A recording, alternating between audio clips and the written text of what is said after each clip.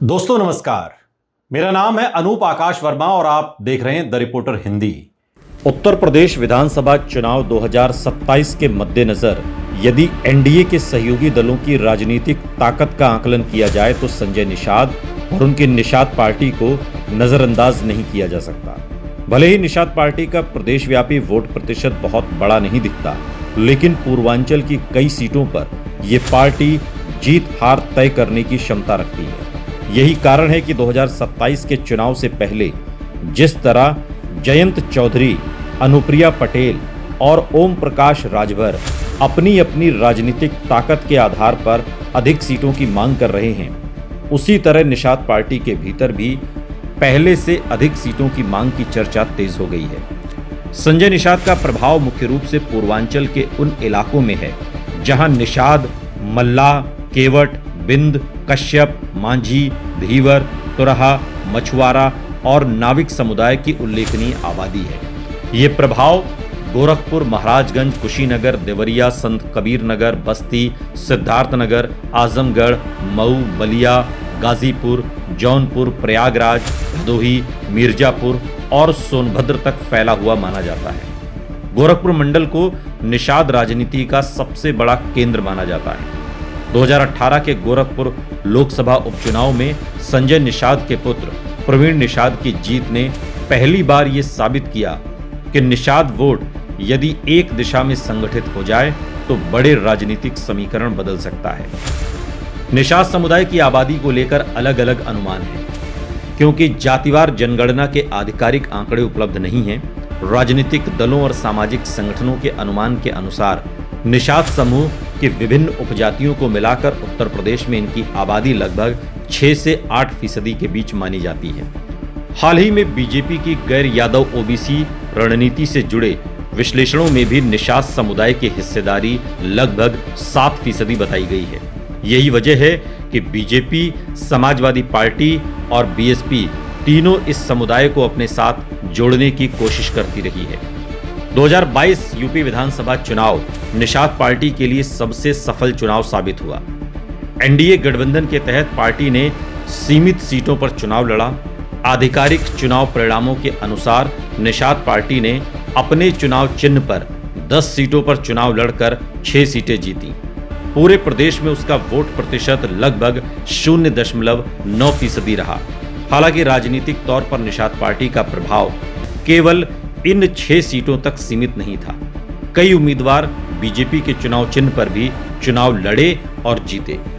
Media reports की माने तो निषाद पार्टी से जुड़े उम्मीदवारों ने कुल मिलाकर लगभग 11 विधानसभा सीटों पर जीत दर्ज की थी। जिन सीटों पर निषाद पार्टी ने सबसे अच्छा प्रदर्शन किया उनमें मझवा, मिर्जापुर की सीट, भदोही की ज्ञानपुर, कुशीनगर की खड्डा, महाराजगंज की नौतनवा, मेहदावल संत कबीर नगर की सीट, जौनपुर की शाहगंज प्रमुख थी।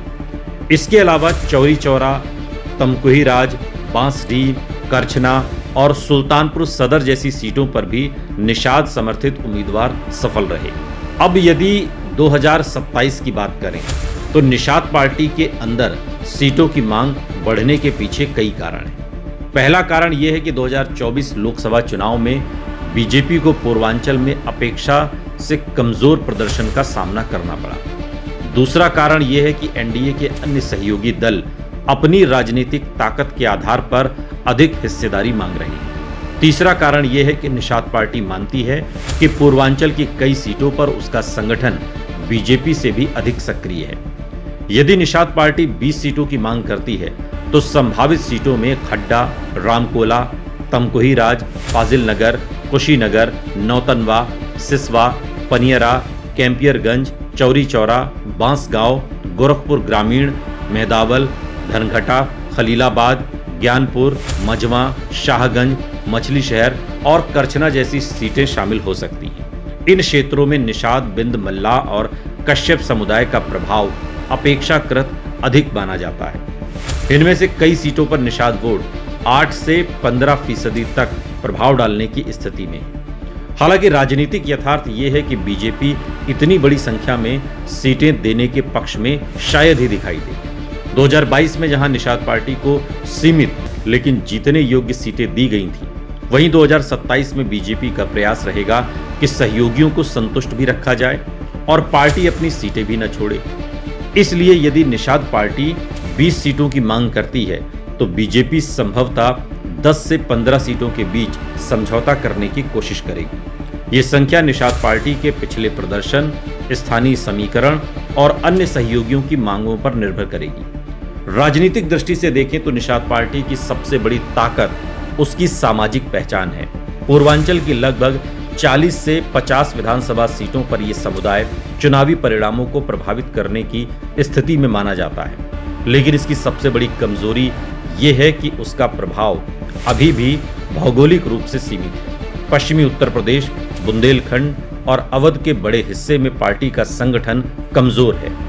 2027 में निषाद पार्टी की भूमिका सीट जीतने से अधिक सीट जिताने वाली पार्टी की हो सकती है।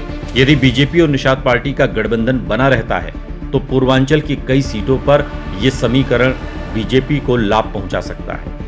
लेकिन यदि सीट बंटवारे को लेकर असंतोष बढ़ता है या निषाद वोटों में बिखराव होता है तो समाजवादी पार्टी को इसका फायदा मिल सकता है। यही कारण है कि बीजेपी नेतृत्व संजय निषाद को राजनीतिक रूप से महत्व देता है और उन्हें राज्य सरकार में मंत्री पद देकर भी इस सामाजिक समूह को साधने की कोशिश करता है। 2027 के चुनाव में निषाद पार्टी 20 सीटों की मांग कर सकती है, लेकिन वास्तविक रूप से 10 से 15 सीटों के बीच समझौते की संभावना अधिक है।